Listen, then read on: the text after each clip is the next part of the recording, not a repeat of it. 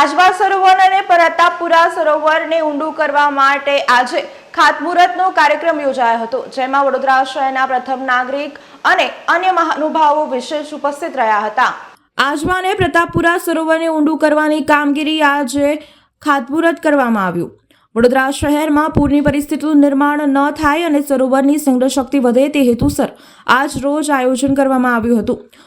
કામગીરી માટે સ્વૈચ્છિક સંસ્થાઓ સ્વખર્ચે તળાવ ઊંડું કરવાની કામગીરીમાં પોતાની મશીનરી સાથે હાથ ધરાવશે। આજે વડોદરાના મેયર પિંકીબેન સોની, ડેપ્યુટી મેયર ચિરાગ બારોટ, પાલિકાના સ્થાયી સમિતિના ચેરમેન ડોક્ટર શીતલ મિસ્ત્રી, મ્યુનિસિપલ કમિશનર દિલીપ રાણા, પાલિકાના શાસક પક્ષના નેતા મનોજ પટેલ, દંડક શૈલેષ પાટીલ સહિત કાઉન્સિલરો અને અધિકારીઓ ખાતમુહૂર્ત પૂજામાં જોડાયા હતા। આજવા સરોવર ઊંડું કરવાની કામગીરીમાં રસ ધરાવનાર clear line agency, Jagdamba enterprise, Radhekrishna transport, Shri Bhagwati transport infrastructure અને SM પટેલની પોકલેન, JCB અને ડમ્પર જેવી મશીનરી સરોવરને ઊંડું કરવા માટે કામે લાગી છે। તે જ પ્રકારે પ્રતાપપુરા સરોવરને ઊંડું કરવા માટે Jagdamba enterprise, clear line agency, Ashapura traders, Shri Bhagwati transport અને BGB કોન્ટ્રાક્ટરની પોકલેન, JCB અને ડમ્પર જેવી મશીનરીઓનો સરોવરને ઊંડું કરવા માટે કામે લાગ્યું છે। વડોદરા મહાનગરપાલિકા દ્વારા મેં કહ્યું તેમ યુદ્ધના ધોરણે વિવિધ કામગીરીઓનો આરંભ કરી દેવામાં આવ્યો છે।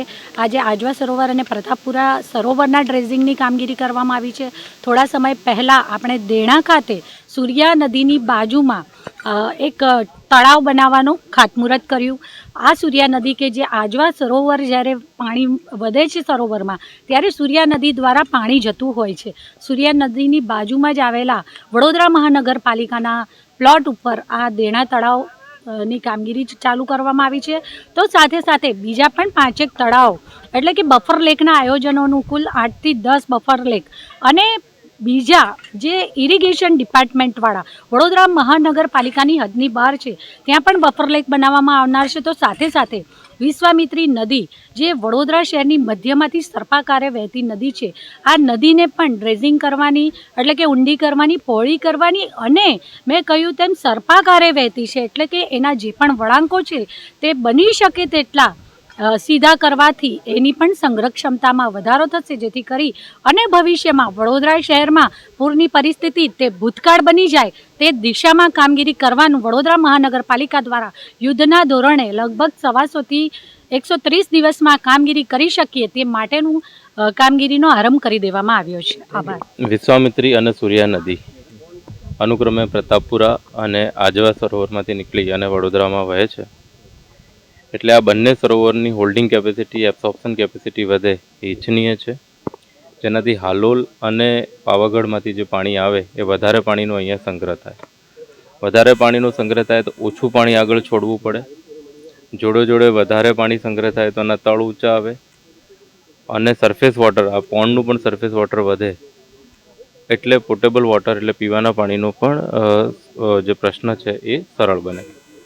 એટલે આ ત્રણેય વસ્તુને ધ્યાનમાં રાખી અને જ્યારે આ પૂર આવ્યું અને એના પછી નવલાવાલા કમિટી ભારત સરકારના પૂર્વ સચિવની અધ્યક્ષતામાં બની હતી, એમનું એક સૂચન આ તળાવનું ડ્રેજિંગ કરવાનું પણ હતું। એટલા માટે થઈને આજવા અને પ્રતાપપુરા બંને તળાવનું ડ્રેજિંગ ચાલુ કર્યું છે। લગભગ 25 થી 30 લાખ M³ માટી ઓછામાં ઓછી ખોદાય એવો અમારો પ્રયત્ન રહેશે અને વધુમાં વધુ 50 લાખ M³ માટી સુધી અમે આમાં ખોદશું। એ ડિપેન્ડ કરે છે કે અહીંયા કેટલું નીચેથી પાણી નીકળે છે, કેટલી વેટ માટી નીકળે છે, એના પર બધો આધાર રાખે છે, પણ ઓછામાં ઓછું એક અંદાજ મુજબ 30 લાખ M³ માટી, 15 લાખ અહીંયા અને 15 થી 20 લાખ પ્રતાપપુરામાં બંને જગ્યાએ ખોદવાનું છે। જે આનાથી જે પોન્ડનું નિર્માણ થશે એના થકી લગભગ 3 MCM જેટલું પાણી વધારાનું અહીંયા સ્ટોર કરી શકશું અને એના કારણે એટલું પાણી ઓછું જશે અને વધારે પાણીનો સંગ્રહ થશે।